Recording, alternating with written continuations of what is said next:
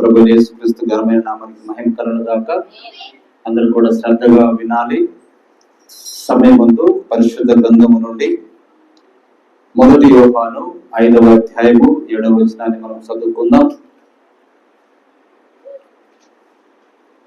ఎవరు కూడా గోల్ చేయొద్దు, శ్రద్ధగా వినాలి. మీ యొక్క బైబిల్ అన్ని మూసివేయండి, పాఠ్య పుస్తకాలు అటువంటి అన్ని. 1 యోహాను 5వ అధ్యాయము 7వ వచనాన్ని మనం చదువుకుందాం.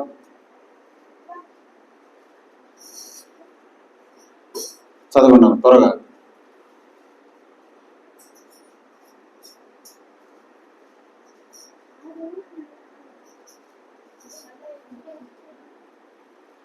ఒకటి యోహాను 5వ అధ్యాయం 7వ వచనం.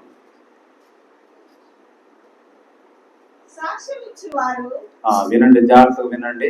సాక్ష్యం ఇచ్చువారు ముగ్గురు, అనగా ఆత్మయు నీళ్లను రక్తమును ఈ ముగ్గురు ఏకీభవించున్నారు అని పరిశుద్ధ గ్రంథంలో రాయబడి ఉన్నది. చిన్న ప్రార్థన చేసుకుందాం. సర్వశక్తిమంతుడా, దయామయుడా, నీకు వందనాలు. ప్రేమమయుడా, దయగలవాడా, నీకు స్తుతులు స్తోత్రాలు. మా రాజా, ఈ సమయం అందు తండ్రి నీవు ఇచ్చిన వాక్యం బట్టి స్తుతులు స్తోత్రాలు. ఈ మూడును ఏకీభవించున్నవి. నా ప్రభువా, గొప్ప పరిశుద్ధాత్మ మా మధ్యలో ఉన్నారు. మమ్మల్ని నడిపిస్తున్నందుకు నీకు వందనాలు. ఈ లేఖనం మీరు తీసుకొని మాకు బోధించి ఈ దినము ప్రభువా నీ కృపలో మమ్మల్ని నా ప్రభువా జీవించలాగా సహాయం చేయమని యేసుక్రీస్తు ఘనమైన నామమున ప్రార్థన చేస్తున్నాము. ఆమేన్.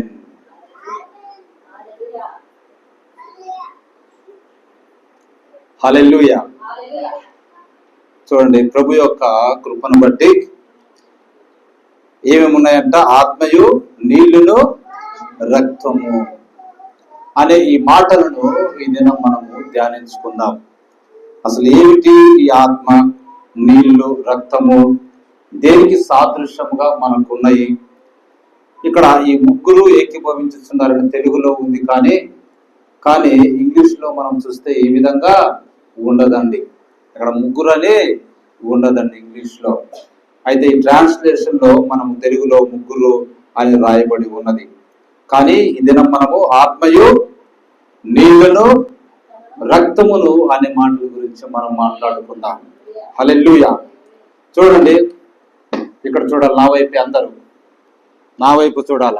గోడలు కానుకోవద్దు, ఇటు తిరగండి. కావాలంటే మీరు కుర్చీలలో కూర్చొని నాకెళ్ళి చూడండి. గోడలు కానుకోకండి, నిద్ర వస్తుంది మీకు. కుర్చీలలో కూర్చోండి, చెప్పింది వినండి ఫస్ట్.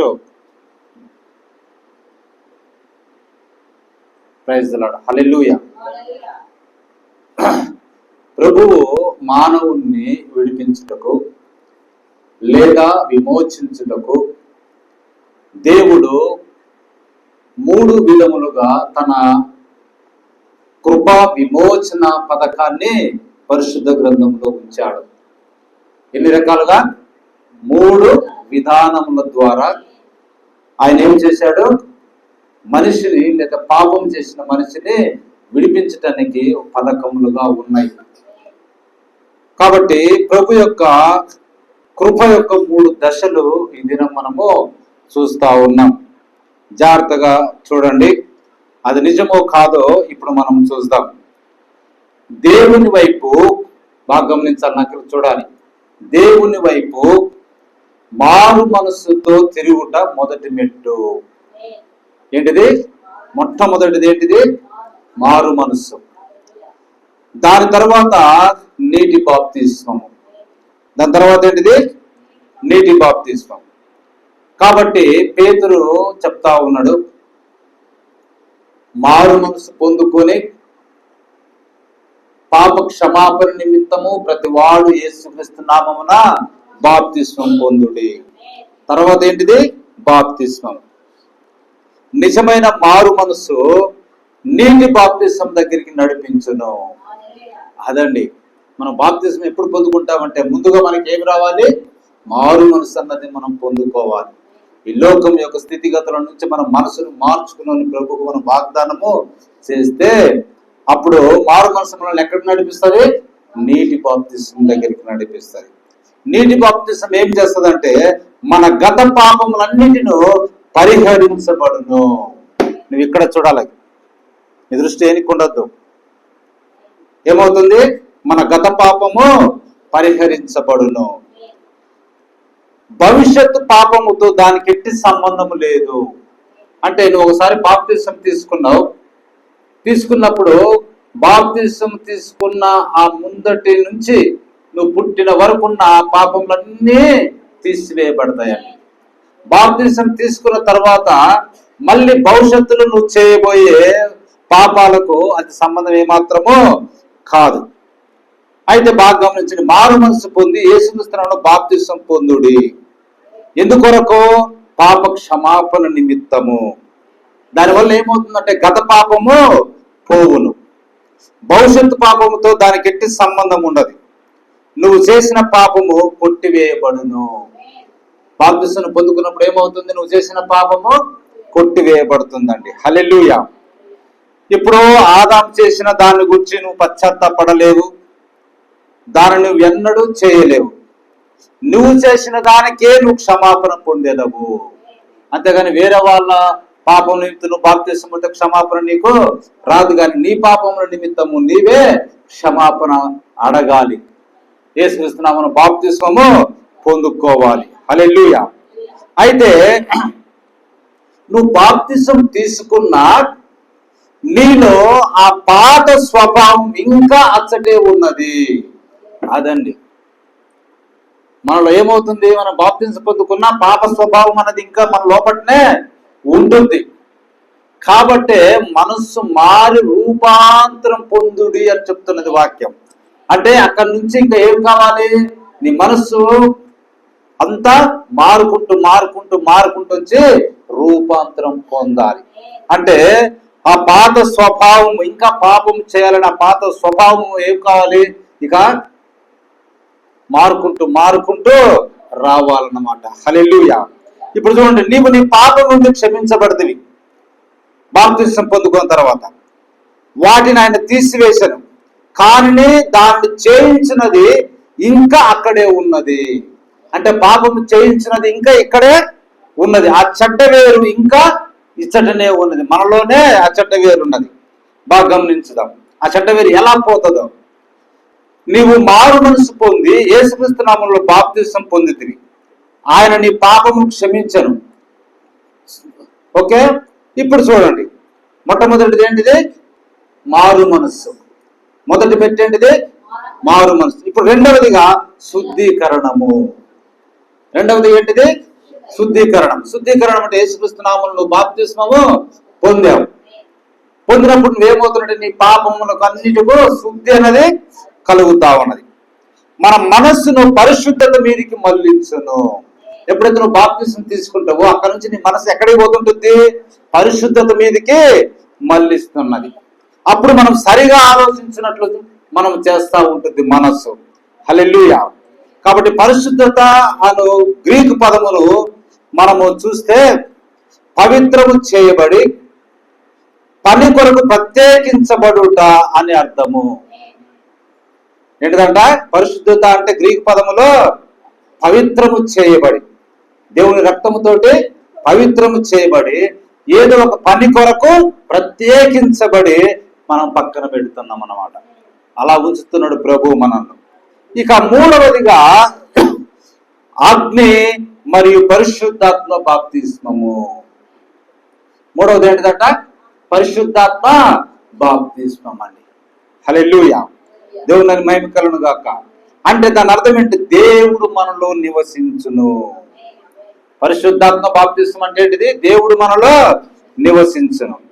దేవుని యొక్క అగ్ని మన హృదయమును పాపం నుండి శుద్ధి చేసి లోపల పరిశుద్ధాత్మను ఉంచును. అదేం చేస్తుందంటే పూర్తిగా మనల్ని దహించి వేసి ఈ లోకాసన అన్నిటిని కూడా మన నుంచి తీసివేసి ఏం చేస్తుంది? దేవుడికి లేదా పరిశుద్ధాత్మను మన లోపల ఉంచును. ఆమేన్. హల్లెలూయా. అప్పుడు ఆ పాత స్వభావం అన్నది పోతున్నదండి.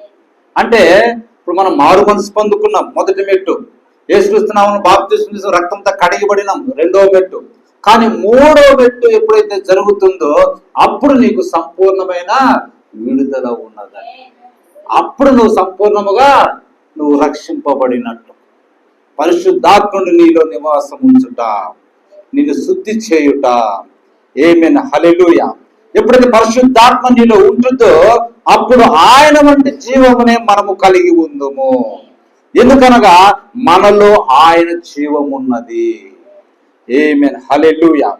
కాబట్టి ప్రభువు మిమ్మల్ని అనాథలుగా వదలను, మీలోనికి వద్దును. ఆ వాక్యం అన్నది నెరవేరుతా ఉందండి. ఇప్పుడు చూడండి, స్వాభావిక జన్మలో స్త్రీ శిశువును ప్రసవించు ముందుగా నీరు బయటికి వచ్చును. ఏ స్త్రీ అయినా కానీ తన యొక్క బిడ్డను కట్టున్నప్పుడు ముందుగా ఏమొస్తుంది? ఉమ్ము నీరు అని మనం పిలుస్తూ ఉంటాం. నీరు అనేది బయటికి వస్తున్నది. స్వాభావికమైన ఆత్మ చూడు, స్వాభావికమైనది ఆత్మ సంబంధమైనది సాదృశ్యము. మొదట నీరు, తర్వాత రక్తం వస్తుంది. ఉమ్మరిపోయిన తర్వాత ఏమొస్తుంది? రక్తం వస్తుందండి. ఆ తర్వాత జీవము బయటికి వచ్చును. అనగా పిల్లవాడు గాని లేకపోతే పాప గాని బయటికి వచ్చును. అప్పుడు ఆ శిశువును పట్టుకుని ఊపినప్పుడు కెవ్వుమని ఏడ్చును. అక్కడ ఏం కనబడుతున్నాయి? నీరు, రక్తము, ప్రాణం లేదా జీవం. అట్లనే అప్పుడు ఆ మనిషి ఏమవుతున్నాడు? భూమి మీద జన్మిస్తా ఉన్నాడు. మనం కూడా క్రీస్తులోనికి పూర్తిగా జన్మించాలంటే మనం ఏమి కావాలి? మారు మనస్సు, యేసుక్రీస్తు నామమున బాప్తిస్మము అంటే రక్తంతో కడగబడటము, మూడవది పరిశుద్ధాత్మ అగ్ని బాప్తిస్మం మనకు కావాలి. ఆమేన్, హల్లెలూయా. అప్పుడు ఇప్పుడు దేవుని రాజ్యములు పుట్టు బిడ్డయు అలాగే ఉండును. నీరు, రక్తము, జీవం. బాగా గమనించాలి మీరు ఇక్కడ. ఇప్పుడు చూడండి, మూడవ దశ మనస్సు, హృదయము పవిత్రమగును, పరిశుద్ధత వైపు మనస్సు వెళ్ళును. హల్లెలూయా. ఇప్పుడు బాగా గమనించండి. ఒకడు పాపమును గురించి పశ్చాత్తాప పడియు ఇంకనూ దురాలోచనలు కలిగి ఉండవచ్చు. మొట్టమొదటిగా మనం ఏం చేస్తున్నాము? పశ్చాత్తాపడి మారు మనసు పడి మారు మనసు పొందుకొని కూడా ఇంకా దురాలోచనలు మన కడుపులో ఉండొచ్చు. ఆమె షడ్డ స్త్రీ అయినచో చెడు తలంపులు వచ్చుచుండుట గమనించును. అతడు త్రాగుబోతు అయినచో సారాయి వాసన తగిలినప్పుడు మనస్సు అటు లాగును. చూసారా? కానీ పరిశుద్ధత పొందినప్పుడు ఆ వాంఛ అతనిలో నుండి కడిగి వేయబడును. అది పరిశుద్ధాత్ముడు ఎప్పుడైతే హృదయంలో ఉంటాడో ఆ వాంఛనది, ఆ కోరిక అన్నదే ఏమవుతుందంట? కడిగి వేయబడుతుంది. ఇక అచ్చట ఆ కోరిక అనేది అచ్చట లేదు. దేవుని మహిమ కలుగును గాక. కాబట్టి పరిశుద్ధాత్మ మరియు అగ్ని బాప్తిస్మము పొందవలెను. శుద్ధీకరించబడి పవిత్రము చేయబడి దేవుని పని కొరకు పక్కన పెట్టబడును. శుద్ధీకరణం అనగా సేవ కొరకు పక్కన ఉంచబడుటయే. అదెట్లు వచ్చినో గమనించండి. వర్తమానం వస్తా ఉన్నది. ఈ మూడు ఇప్పుడు చూడండి. మార్టిన్ లూథర్ ఆయన ఏం చేశాడంటే నీతికరణము అన్నది ఆయన బోధించుకుంటూ వచ్చాడు. ఆయన తీసుకున్నదండి వాక్యం చదువుతుంటే ఆయన ఆకర్షించింది ఏంటిదంట? నీతిమంతుడు విశ్వాస మూలముగా జీవించును. హల్లెలూయా. విశ్వాస మూలముగా నీతిమంతుడు జీవించును. కాబట్టి నీతిమత్వము, నీతికరణం మనకు ఉండాలని ఆయన దాని మీద ఫోకస్ చేసి బోధించాడు. ఆయన యుగము అయిపోయిన తర్వాత జాన్ వెస్లీ వచ్చి మెథడిస్ట్ సంఘాన్ని ఆయన స్థాపించాడు. ఆయన ఏం చేస్తుంటే మనకు నీతికరణ ఉండాలి, కానీ దాని తర్వాత శుద్ధీకరణ కూడా మనకు ఉండాలి. ఆయన తర్వాత వాక్యం ఏమొచ్చింది? ఆయనకు ప్రత్యక్షపరచబడింది శుద్ధీకరణ, అంటే పవిత్రంగా ఉండాలి, పరిశుద్ధతగా మనం ఉండాలి అని ఆయన బోధిస్తా ఉన్నాడు. దానికంటే ముందే ఎవరు? మార్టిన్ లూథరన్ సంఘములను స్థాపించాడు. ఆయన వాళ్ళ బోధ ఏముంటుందంటే నీతికరణం అనేదాన్ని ఎక్కువ ఉంటుంది. కానీ తర్వాత రెండవ స్టెప్ ఏంటిది? జాన్ వెస్లీ వచ్చి మెథడిస్ట్ అనే సంఘమును పెట్టి ఆయన శుద్ధీకరణను బోధించాడు. ఆ తర్వాత 1900 సంవత్సరం దాటిన తర్వాత పెంతెకోస్తు వచ్చింది. ఏమొచ్చింది? పెంతెకోస్తు వచ్చింది. వాళ్ళు ఏం చేశారంటే మనకు నీతికరణం ఉండాలి, శుద్ధీకరణం ఉండాలి, అలాగనే దేవుని యొక్క పరిశుద్ధాత్మ బాప్తిసం కూడా మనకు ఉండాలి. ఆమేన్, హల్లెలూయా. దేవుని మహిమ కలుగును గాక. చూడండి, దేవుని యొక్క దశలు, ఆయన యొక్క ప్రణాళిక ఎలా వస్తా ఉందో చూడండి. ఈ వర్తమానానికి మించి మరేమి ఎన్నడు రావు. ఎందుకంటే ఇంక 3 అయిపోయినాయి. ఇంకా దీని తర్వాత ఇంకేదో అని బోధించడానికి ఇంకేమీ లేదండి. ఒక మనిషికి కావాల్సింది ఏంటిది? నీరు, రక్తము, జీవం. కాబట్టి నీతీకరణము, శుద్ధీకరణము, పరిశుద్ధాత్మ బాప్తిస్మము. ఏమైనా హల్లెలూయా. కాబట్టి మనం ఇప్పుడు అంత్యకాలములో ఉన్నాము. 3 దశలు. పరిశుద్ధాత్మ బాప్తిస్మము హృదయమును శుద్ధి చేయును. ఏమైనా హల్లెలూయా. ఇక్కడ చూడాలి, నాకెళ్ళి ఎంత చక్కగా ఉన్నది. మనము ఏ పద్ధతులు గుండా వెళ్ళవలనో ఆయన చూపించుచున్నాడు. ఆయన సంఘమును నీతికరణం ద్వారా పిలుచుచున్నాడు. ఆయన సంఘమును పరిశుద్ధాత్మ ద్వారా ఆయన దానిని పిలుచుచున్నాడు. ఆయన సంఘమును శుద్ధీకరణం ద్వారా ఆయన పిలుచుచున్నాడు. ఆమేన్ హల్లెలూయా. కాబట్టి అగ్నితో పరలోక పెళ్లి కుమారుడు మరియు భూలోక పెళ్లి కుమార్తె యొక్క భవిష్య గృహమును ఆయన నింపుచున్నాడు. అదండి హల్లెలూయా. కాబట్టి ఆయన దానిని ఆ పద్ధతుల గుండా తీసుకొని వెళ్తా ఉన్నాడు. దేవుని మహిమ కలుగును గాక. ఇప్పుడు చూడండి, మానవ హృదయంలో పరిశుద్ధాత్మ నివాసము చేయును. ఎక్కడ చేయను? ఎక్కడ చూడాలా? నీ గోలు స్టడీ కూర్చో. ఏంటంటే మానవ హృదయంలో పరిశుద్ధాత్మ నివాసము చేయును. అయితే ఆయన అందులోనికి వచ్చి ముందు ఆ విధానముల గుండా ఒక వ్యక్తి వెళ్ళవలెను.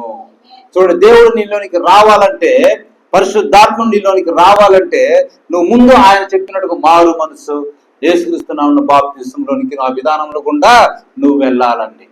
హల్లెలూయా. క్రీస్తు వచ్చి సంఘమును మారు మనసు వద్దకు నడిపించను. పాప క్షమాపణ నిమిత్తం యేసుక్రీస్తు నామములో బాప్తిస్మం పొందవాలని చెప్పాను. దేవుడు అగ్ని దిగి వచ్చి సంఘమును పవిత్రపరిచి మానవ హృదయంలో ఉన్న చెత్త మరియు మురికిని దహించి వేసి అందులో నివాసం ఉండెను. అదే పెంతెకొస్తు పండుగ దినాన జరిగినదండి. హల్లెలూయా. కాబట్టి చూడండి, ఆ విధంగా హృదయము శుద్ధి చేయబడవలేను. ఏం కావాలి? హృదయము శుద్ధి చేయబడవలను. చెప్పు నోటు తెరిచి. దేవుడు పరిశుద్ధాత్మగా దిగి వచ్చి ముందు నీవు మారు మనసు పొందవలేను. దేవుని మహిమ కలుగును గాక. క్రీస్తు దిగి వచ్చి మానవ హృదయంలో నివాసము చేయును. ఆయన నామములో నీటి బాప్తిసం పొందినప్పుడు నీవు ఆయనకు చెందిన వాడవగుదువు. యేసు రక్తము ద్వారా అది కడగబడవలెను.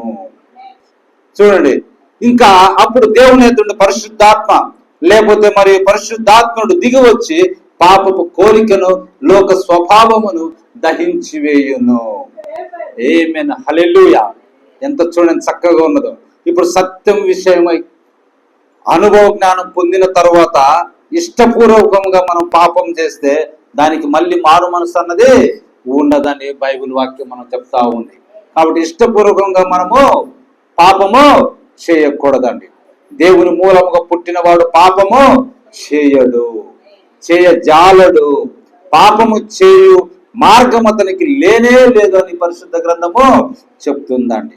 హల్లెలూయా. ఇప్పుడు బాగా గమనించండి, ఒకే సమయంలో నీవు పాపిగాను మరియు విమోచించిన వాణిగాను నువ్వు ఎట్లుండగలవు? రెండులాగా నువ్వు ఎట్లా ఉండలేవు. ఒకేసారి నేను 2 చోట్ల ఎట్లుండగలను? ఉండలేను. ఉంటే నువ్వు పాపిగానే ఉండాలి లేదా పరిశుద్ధుడిగానైనా ఉండాలి, కానీ 2 నేను కలిగి ఉంటానంటే అదే అసాధ్యం అండి. కాబట్టి ఆయన తన రక్తము ద్వారా మనల్ని విడిపించను. ఆయన తన ఆత్మ ద్వారా మనల్ని శుద్ధి చేసెను.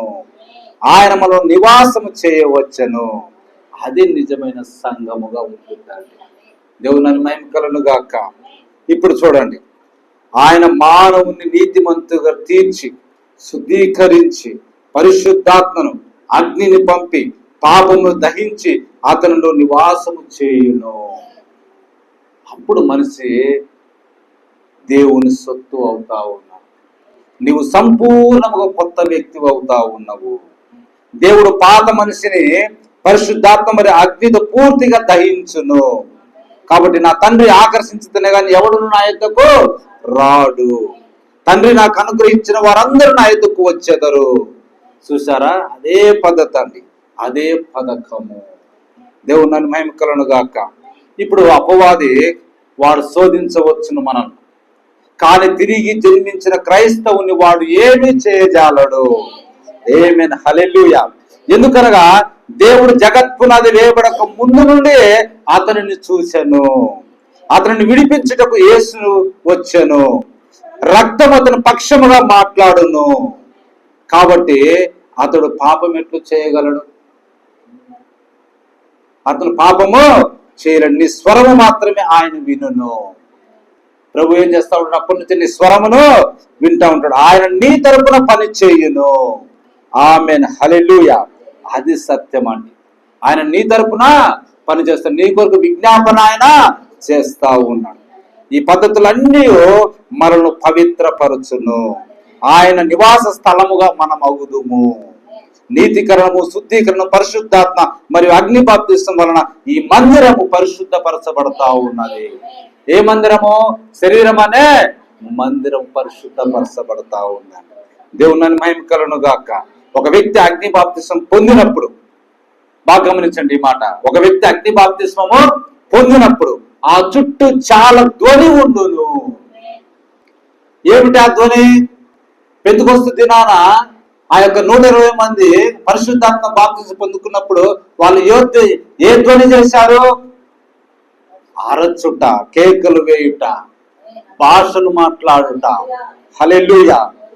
మనం అనుకుంటున్నాము అలాగ చేయటం నాకు సిగ్గు అండి అని అనుకుంటాము. కానీ నిజంగా పరిశుద్ధాత్మ బాప్తిస్మం పొందినవాడు, అగ్ని బాప్తిస్మం పొందినవాడు వాడు ఊరకుండా ఉండలేడు. అక్కడ చాలా ధ్వని అన్నది ఉంటుందండి. హల్లెలూయా. దేవుని మహిమ కలుగును గాక. మానవుడు తిరిగి జన్మించటం వలన మారును. మానవుడు ఎట్లా మారుతున్నాడంట? తిరిగి జన్మించటం వలన మారుతుందండి. ఇప్పుడు బాగా గమనించండి. మనిషి పాపి నుండి పరిశుద్ధునిగా మారెను. అయితే పూర్తిగా లయము కాదండి. ఒక వ్యక్తి మారినప్పుడు పూర్తిగా లయమగుట లేదు. అంటే పూర్తిగా ఈ శరీర రూపం అన్నది వేరేగా రావటం లేదు, కానీ మారిన మనిషి అగుచున్నాడు. గతంలో ఉన్న స్థితి నుండి మారుచున్నాడు. అంతేగాని పూర్తిగా బాప్తిస్మం తీసుకుంటే నువ్వు చనిపోయినావంటే ఏదో పూర్తి కనపడకుండా వేరే రూపంలోకి మారినట్టు కాదండి. ఒకప్పుడు మనం ఎట్లున్నామంట? సాతాను సొత్తుమై ఉన్నాం, కానీ ఇప్పుడు ఆయన సొత్తు మనము. దేవుని మహిమ కలుగును గాక.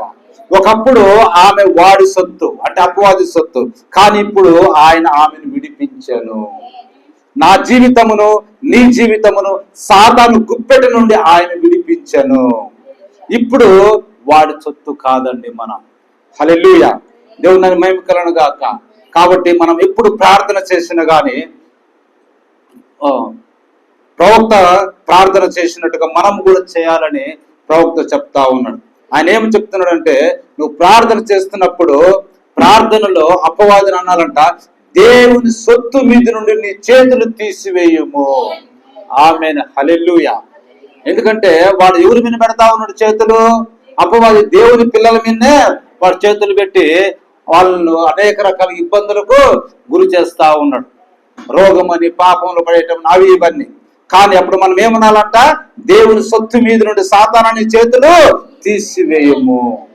ఆమేన్, హల్లెలూయా. ఆమె మీద నుండి నీ చేతులు తీసివేయము, అతని మీద నుండి నీ చేతులు తీసివేయమని మనం విశ్వాసముతో చెప్పాలంట. అప్పుడు విశ్వాసం వలన నీకు మంచి కార్యము జరుగును. ఆమేన్, హల్లెలూయా. ఇప్పుడు బాగా గమనించండి. దేవుడు నిన్ను పిలిచినప్పుడు నీ పోలికలు శారీరకంగా ఏమీ మారలేదు. ఈ భూమి మీద దేవుడు మనం పిలిచిన తర్వాత శారీరకంగా మన పోలికలేమీ మారలేదు. ముందున్న పురుషుల వలెను, ముందున్న స్త్రీల వలె నువ్వు ఉన్నావు.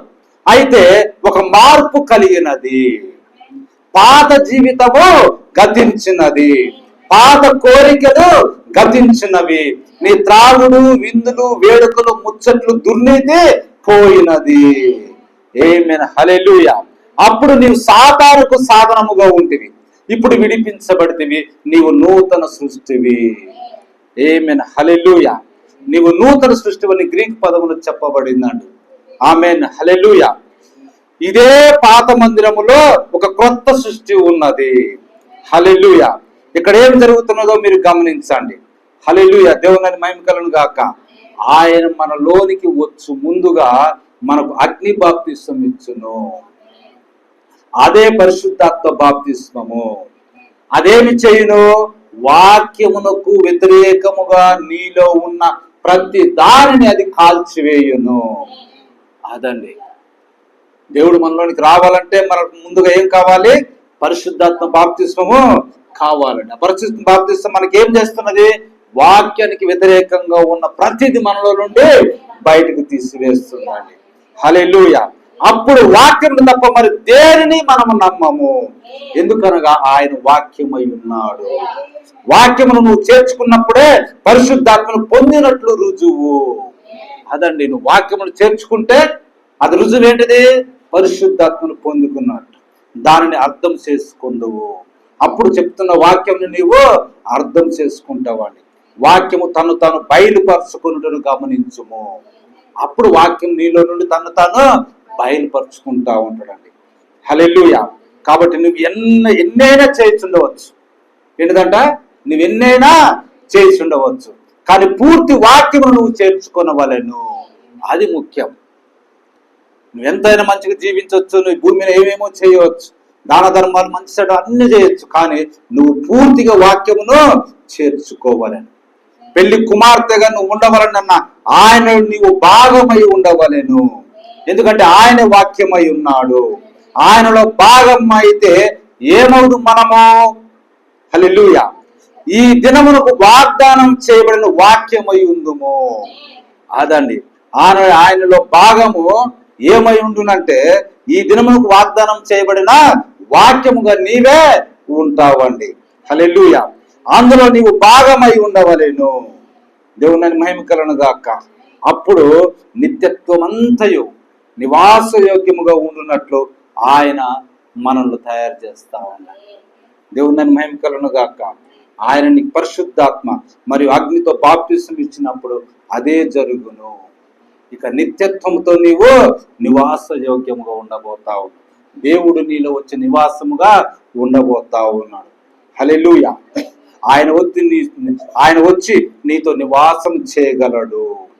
యేసుక్రీస్తుతో పరలోక స్థలములందు మనము కూర్చోగలము. ఎందుకనగా ఎప్పుడో ఆయనలో మనము ఉన్నామండి. దేవుని మహిమ కలుగును గాక. ఎప్పుడో మనము ఆయనలో ఉన్నాం. ఉందుము అని కాదు, గాని ఇప్పుడే యేసుక్రీస్తులో కూర్చొని ఉన్నాము. అందులోనికి మనం ఎట్లా వెళ్ళగలము? పరిశుద్ధాత్మ బాప్తిస్మము ద్వారా, ఒకే ఆత్మ ద్వారా మనమందరము క్రీస్తులోనికి బాప్తిస్మం పొంది ఉన్నామని బైబిల్ చెప్తా ఉన్నాయి. కాబట్టి అప్పుడే నువ్వు క్రీస్తులో ఉన్నావు. ఆయన గొప్ప ఆత్మీయ రాజు. మనలో ఉన్న ఆత్మపై ఆయనే రాజుగా ఉన్నాడు. ఎందుకనగా ఆది అందే ఆయనలో మనం ఉన్నాము. ఆమేన్. హల్లెలూయా. ఇప్పుడు బాగా గమనించాలి. పాపం వైపు చూడండి. అది శుద్ధి చేయబడవలసి ఉన్నది. పరిశుద్ధాత్మతో నింపబడకుండా ఏ మగవాడు, ఏ వ్యక్తి, ఏ స్త్రీ, ఏ బాలుడు, ఏ బాలిక కూడా ఈ వేదిక ఎక్కుటకు కూడా తగదు. అసలు క్రైస్తవులుగా పిలిపించుకున్నట్టు కూడా తగరు. పరిశుద్ధాత్మ బాప్తిస్మం పొందుకున్న తర్వాత నువ్వు క్రైస్తవుడిగా పిలిపించుకోవాలని. అప్పుడు ఏ వేదికకి నువ్వు పాట పాడిన ప్రార్థన చేయాలన్నా కానీ నీకు యోగ్యత అన్నది ఉంటుంది. అంతవరకు నువ్వు ఏం చేయడానికి లేదండి. హల్లెలూయా. దేవుని యొక్క పరిశుద్ధ అగ్ని ద్వారా శుద్ధి చేయబడే వరకు ప్రభురాత్రి భోజనము తీసుకున్నట గాని పాదములు కడుగుట గాని నీకు హక్కు అన్నది లేదు. అదండి, నువ్వు లోకముతో సగం ఆటలాడి మళ్ళీ సగం వచ్చి ఇక్కడ చేయడానికి నీకు వీలు లేనే లేదండి. దేవుని మహిమ కలుగును గాక. మోషే వలె ఆ పరిశుద్ధ భూమి మీద ఆయనను నీవు కలుసుకుని వరకు అసలు నీకు బోధించే అర్హత కూడా లేదు. కాబట్టి మోషే ఆ పరిశుద్ధ పర్వతం దేవుని కలుసుకొని వచ్చిన తర్వాతనే ఆజ్ఞలు ఇచ్చినట్టుగా మనం చూస్తూ ఉంటాం. అప్పటి వరకు ఒక బోధకుడికి లేక ఒక పాస్టర్కి బోధించే హక్కు కూడా లేదండి. హల్లెలూయా. ఎందుకంటే క్రీస్తు యేసునందు పరలోక స్థలం నుండి కూర్చున్నట్టుకు ఇది మాదిరి అయి ఉన్నది. ఈ అపవిత్రత నుండి దేవుని పోలికలోనికి మనము దాటి ఉన్నాము. ఇప్పుడు మనము దేవుని కుమారులము. దేవుని ఆలోచనలకు మనము పత్రికలమై ఉన్నాము. ఆమేన్, హల్లెలూయా. కాబట్టి పరిశుద్ధాత్మ మనల్ని శుద్ధి చేశాను, తద్వారా మనం మనలో నుండి జీవంలోనికి దాటి ఉన్నాము. హల్లెలూయా. క్రీస్తునందు ఆయన మహిమ గల సన్నిధి యందు పరలోక స్థలముల యందు నివాసము చేయుచున్నాము. ఆమేన్, హల్లెలూయా. ఇప్పుడే చెప్పాను నీకు, బాప్తిసం పొందిన దేవుని యొక్క పరిశుద్ధులందరికీ ఆత్మీయ మరణం అన్నది లేదండి. ఏంటిదంట? ఆత్మీయ మరణం అన్నది లేదండి. ఎవరికి? బాప్తిసము పొందిన దేవుని యొక్క పరిశుద్ధులందరికీ. అతడు చనిపోయినను బ్రతుకును, బ్రతికి నా యందు విశ్వాసం ఉంచు వాడెన్నడూ చనిపోడు అని లేఖనం అంతయు తప్పక నెరవేరవలెనని. హల్లెలూయా. కాబట్టి మీరు చనిపోరు, మీకు నిత్య జీవం ఉన్నది. విమోచకుడు వచ్చి దానిని చేయునట్లు మనము గుర్తించి ఉన్నాము. ఆ కారణం చేతనే ఈ దినము మనము ఈ విధంగా కూర్చొని ఉన్నాం. దేవుని మహిమ కలుగును గాక. హల్లెలూయా. ఇప్పుడు చూడండి, పరిశుద్ధాత్మ నిన్ను అంగీకరించినప్పుడు నీలో ఉన్న పాపం అంతయు పోవును. నీవు దానిని అంగీకరించుట కాదు గాని అదే నిన్ను అంగీకరించింది. అదండి మెయిన్ ముఖ్యం. ఎందుకంటే దేవుడు మనల్ని ఆకర్షించాడు కానీ మనము దేవుణ్ణి ఆకర్షించాలి. దేవుడు మనల్ని పిలిచాడు కానీ మనము దేవుణ్ణి పిలవలేదండి. దేవుడు మనల్ని ఏర్పరచుకున్నాడు కానీ మనము దేవుణ్ణి ఏర్పరచుకోలేదని వాక్యం చెప్తా ఉన్నది. హల్లెలూయా. దేవుని మహిమ కలుగును గాక. ఎందుకంటే అది దైవ రూపమై ఉన్నది. పరిశుద్ధాత్మ అనగా దేవుని ఆత్మ, దేవుని ఆలోచన నిన్ను అంగీకరించును. ఎందుకనగా నీవు ఆ పని కొరకే ముందుగా అభిషేకించబడుతీవి. అదండి. మీరు పాపములో జన్మించినప్పటికీ, మనమందరం ఎలా జన్మించామో పాపములో జన్మించాం. కానీ దేవుని ఆత్మ ఈ భూమి మీదకి వచ్చి మిమ్మల్ని వశపరుచుకొనేను. అదే ఆకర్షించటం. వశపరుచుకుంటాం అంటే ఏంటిది? ఆకర్షించటం. హల్లెలూయా. భూమి మీద మీరు మీ రూపమును వెల్లడి చేసిరి.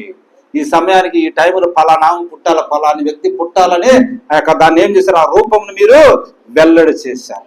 మీరు ఇక్కడ ఉన్నారు, మీరు దీనికి చెంది ఉన్నారు. పాపపు శక్తి ప్రభు వచ్చిన తర్వాత నశించినది. దేవుడు మనలోనికి వచ్చినప్పుడు ఏమైందంట? పాపపు శక్తి అన్నది నశించిపోయిందని. పరిశుద్ధాత్మ నీలోనికి వచ్చినప్పుడు పాపపు కోరిక నీలో నుండి పోయినది. అప్పుడు నువ్వు సమకూర్చబడిన వ్యక్తివండి. మీరు ఆ నేలలో పాలి భాగస్తులు. ఏ నేలలో? పరిశుద్ధ పట్టణములో, దేవుని యొక్క రాజ్యములో మీరు పాలి భాగస్తులండి. ఎందుకంటే మీరు ఇరువురు ఏకమయ్యిరి. అంటే దేవుడు మరియు ఆయన కుమారులు కుమార్తెలు ఏకమవుతారు. ప్రభు చెప్తా ఉండు, నేను తండ్రి ఏకమైనట్లు మీరు నేను ఏకమై ఉంటాము. ఓ, ఇదెంత తేటగా ఉన్నదో చూడండి. నీవు దానిలో భాగము కనుక నీవు విమోచించబడవలసి ఉన్నావు. నీ మీద రక్తము పడని ఎడల నీవు ఇంకా విమోచించబడనట్లే. నీ మీద ప్రభు యొక్క రక్తం లేకపోయినట్లయితే నీవు విమోచింపబడలేదండి, నీవు పిలువబడనట్లే. పిలిచిదానంటే దేవుని యొక్క రక్తం నీ మీద కంపల్సరీగా ఉంటుందండి. హల్లెలూయా. రక్తము నిన్ను కడిగినా గాని తర్వాత ఏం చేయాలి? అగ్ని దహించవలెను. అప్పుడే దేవుని నివాస స్థలమొగుదువు. ఆమేన్, హల్లెలూయా. కాబట్టి చాలా మంది మనం ఏం చేస్తారంటే మారు మనసు పొందుకుంటారు, బాప్తిసం పొందుకుంటారు. కానీ పరిశుద్ధాత్మ బాప్తిసం దగ్గరికి వచ్చాక చాలా మంది మళ్ళీ లోకంలోనికే వెళ్ళిపోతా ఉంటారు. కాబట్టి మనము రక్తంతో అంటే బాప్తిసం పొందిన కానీ అగ్ని మనల్ని దహించవలెను. అప్పుడు మనము దేవునికి నివాస స్థలమగుదుము. దేవుడు ముందే తన నివాస స్థలమును ఏర్పరచుకొనెను. ఇప్పుడు దేవుని యొక్క రాజ్యము పరిశుద్ధుల హృదయములలో ఈ భూమి మీదే ఉన్నది. ఆమేన్, హల్లెలూయా. ప్రభువును వాళ్ళు అడిగారు, ఆ యొక్క దేవుని రాజ్యం ఎక్కడ ఉందంటే అక్కడ ఇక్కడ అని చెప్పడానికి వీలు పడదు, అది మీలోను మీ మధ్యలో ఉన్నదని చెప్పారు. కాబట్టి దేవుని యొక్క రాజ్యం ఎక్కడుందంట? పరిశుద్ధుల హృదయములలో ఈ భూమి మీదే ఉన్నది. ఆది యందు ఆయన తన రూపమును వారిలో పోషను. మనలో ఏం చేశాడు? ఆది యందు ఆయన రూపాన్ని మనలో పోశాడు. ఇప్పుడు వారు విమోచింపబడిరి. ఆయన దేని కొరకు ఇప్పుడు కనిపెట్టుచున్నాడు? భూమిని విడిపించి దాని మీద తన వారిని కూర్చుండబెట్టుటకు చూచుచున్నాడు. అదండి ఇప్పుడు ఆయన పరలోకం నుండి ఏం చూస్తున్నాడు? భూమిని విమోచించి దాని మీద ఆయన విమోచించిన వారిని కూర్చుండబెట్టాలని చూస్తా ఉన్నాడు. తన ముందు నిర్ణయ సంకల్పమును ఆయన నెరవేర్చను. ఆమేన్, హల్లెలూయా. ఇప్పుడు బాగా గమనించండి కొంచెం. విమోచింపబడిన వారిని పరిశుద్ధత మాత్రమే తాకును. అదండి ఎవరైతే యేసుక్రీస్తు ద్వారా ఆ రక్తము ద్వారా విమోచింపబడ్డారో వారికి ఏం చేస్తుందంటే పరిశుద్ధాత్మ వారిని తాకుతా ఉందండి. అదెంతో నాకు బాగున్నది. దేవుడు తన స్వరక్తము ద్వారా ఈ సృష్టిని విమోచించెను. తన సొంత శుద్ధి చేయ పద్ధతులు శుద్ధి చేశాను. ఆయన క్రిములను చంపెను, పాపమును చంపెను. ఆమేన్, హల్లెలూయా. ఇంకా బాగా గమనించండి, ప్రవక్త చెప్తా ఉన్నాడు, అగ్ని ద్వారానే అత్యుత్తమ నిరోధకము జరుగును. చూడండి, అత్యుత్తమ నిరోధకము జరిగేది దేని ద్వారా అంట? అగ్ని. మీరు ఎన్ని రసాయనములతో కడిగినా మురికి కొన్నిసార్లు పోదండి. నువ్వు రకరకాల రసాయనాలు అన్ని తీసుకొచ్చి ఆ మురికిని నువ్వు కడుగు, కానీ అది సరిగా పోదు కొన్నిసార్లు. కానీ కాల్చివేసిన సార్ అక్కడ ఏ మురికి అన్నదిక ఉండదండి. హల్లెలూయా. కాబట్టి అగ్ని ద్వారానే అత్యుత్తమ నిరోధకము జరుగును. అగ్ని వచ్చినప్పుడే మనలో ఉన్న ప్రతి మరక కూడా తీసివేయబడతా ఉన్నది. అప్పుడు భూమి ఆకాశం భార్య భర్తలుగా ఉన్నట్లే క్రీస్తు ఆయన సంఘము కూడా ఉన్నారు. వారందరూ ఒక పెద్ద మహిమకరమగు విమోచన పథకములు కలుసుకొందురు. తిరిగి దేవుని రూపనతకు తీసుకొని రాబడుదురు. ఆమేన్, హల్లెలూయా. మీరు ఈ భూమి మీద నుండి ఆకర్షింపబడిన భాగములుగా ఉన్నారు. ఈ శరీరం మట్టిలో ఒక భాగం, మీ ఆత్మ దేవునిలో భాగం. దైవ రూపముగా ఈ భూ శరీరం అందు మీరు ప్రత్యక్షమైతిరి. శరీరము విమోచింపబడవలెను, ఇప్పుడు ఆత్మ విమోచింపబడవలెను. ఇప్పుడు ఆత్మ దేవుని యొక్క రక్తము ద్వారా విమోచింపబడి ఉన్నది. ఒకప్పుడు అది పాపములో ఉన్నది. కాబట్టి దేవుడు నీకు నీతికరణ, శుద్ధీకరణ, పరిశుద్ధాత్మ, బాప్తిస్మాన పద్ధతుల ద్వారా వచ్చి నీ ఆత్మను విమోచించను. ఆమేన్, హల్లెలూయా. చూడండి, అన్ని మూడులలో ఉన్నాయండి. తండ్రి, కుమార, పరిశుద్ధాత్మ మూడులో ఉన్నాయండి. నీరు, రక్తము, జీవము మూడులో ఉన్నాయండి. శుద్ధీకరణ, నీతికరణ, పరిశుద్ధాత్మ, బాప్తిస్మం మూడులో ఉన్నాయండి. హల్లెలూయా. దేవుని మహిమకరణ గాక. ఇంకా చూడండి, యేసు 3 సార్లు వచ్చును. ఎన్నిసార్లు వచ్చును? 3 సార్లు వచ్చును. చూడండి, తన పెళ్లి కుమార్తెను విడిపించుటకు ఆయన ఒకసారి వచ్చాను. రక్తము ద్వారా వారిని విడిపించుటకు ఒకసారి వచ్చాను.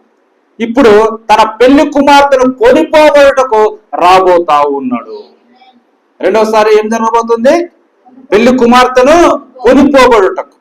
ఆ తర్వాత 3వసారిగా 1000 ఏళ్ల పరిపాలనలో తన యొక్క పెళ్లి కుమార్తెతో కలిసి ఈ భూమి మీద 1000 సంవత్సరం పరిపాలన చేయుటకు మళ్ళీ రాబోతా ఉన్నాడు. హల్లెలూయా. అది కూడా ఎట్లా ఉంది? 3గా ఉన్నది. కాబట్టి దేవుని యొక్క కృప మనలను 3 దశలలో విమోచించను. మన పుట్టుక కూడా 3 విధములైన పుట్టుకగా ఉన్నదండి. దేవుని మహిమకలను గాక. హల్లెలూయా. కాబట్టి మారు మనసు పొందుకున్న తర్వాత నీటి మూలంగా, ఆత్మ మూలంగా మనము జీవించాలి. దేవుని మహిమకలను గాక. దేవుడు తన పరిశుద్ధ వాక్యం దీవించును గాక. దేవుని మనందరినీ దీవించును గాక. తలలు ఉంచడంతో చిన్న ప్రార్థన చేసుకుందాం. ఇట్లా